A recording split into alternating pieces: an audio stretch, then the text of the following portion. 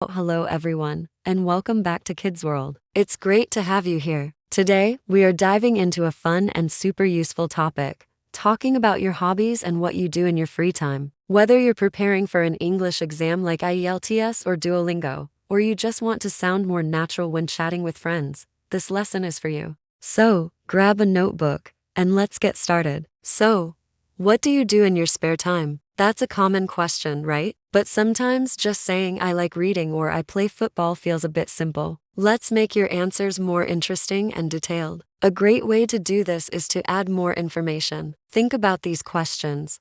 Why do you like your hobby? How often do you do it? What are the benefits? And how does it make you feel? Answering these will make your descriptions much more engaging. Let's start with a simple example. Instead of just saying, I like to bake, you could say something like, in my downtime, I absolutely love baking. I probably bake once or twice a week, usually on the weekends. It's a great way for me to unwind and de-stress after a busy week at school. Plus, seeing the smiles on my family's faces when they taste my creations is just the best feeling. It's incredibly rewarding. See the difference? You've added the frequency, the reason, the benefit, and your feelings. It paints a much clearer picture. Now, let's build up our vocabulary. Instead of always saying free time, you can use other expressions like spare time, leisure time, or downtime for hobbies. Instead of I like, you could say I'm passionate about, I'm keen on, I'm a big fan of, or I'm really into. For example, I'm really into landscape photography, or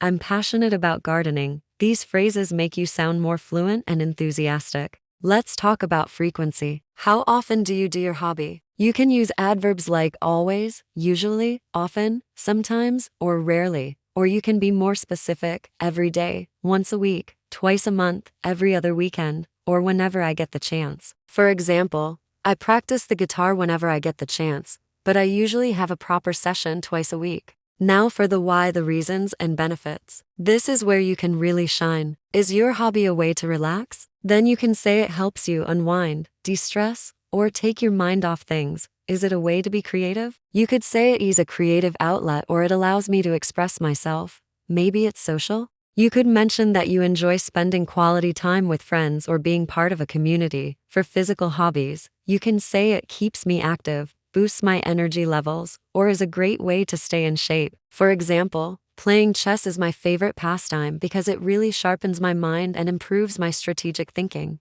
Let's put this all together with another example. Imagine your hobby is painting. You could say, I'm an avid painter, and I dedicate most of my leisure time to it. I try to paint every weekend in my small home studio. For me, it's the ultimate form of escapism. It allows me to completely switch off from my daily routine. I find it incredibly therapeutic to mix colors and create something beautiful from a blank canvas. It's a passion that brings a lot of tranquility and joy to my life. Doesn't that sound fantastic? Let's practice with a few more hobbies. How about hiking? I'm a keen hiker. About once a month, I try to explore a new trail in the nearby mountains. I love being out in nature. It's a fantastic way to disconnect from technology and just appreciate the scenery. The physical challenge is invigorating, and reaching a summit gives me a real sense of accomplishment. Or what if you're into video games? You could say, I'm a big fan of multiplayer online games. I usually play for a couple of hours in the evening to unwind.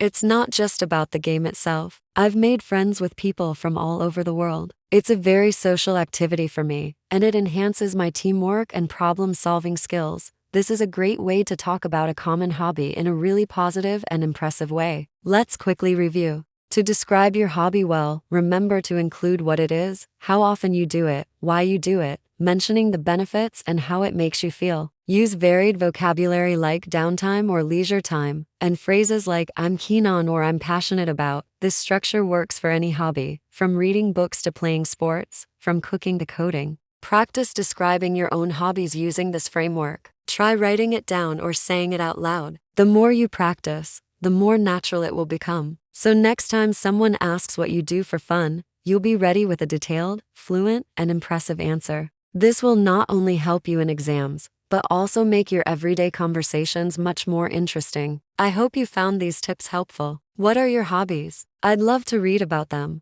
so try using our new vocabulary and structure to describe them in the comments below. Thank you so much for watching today. If you enjoyed this video and learned something new, please give it a big thumbs up, and don't forget to subscribe to Kids World for more fun and useful English lessons. Hit that notification bell so you won't miss our next video. Until next time, take care and keep practicing. Bye for now.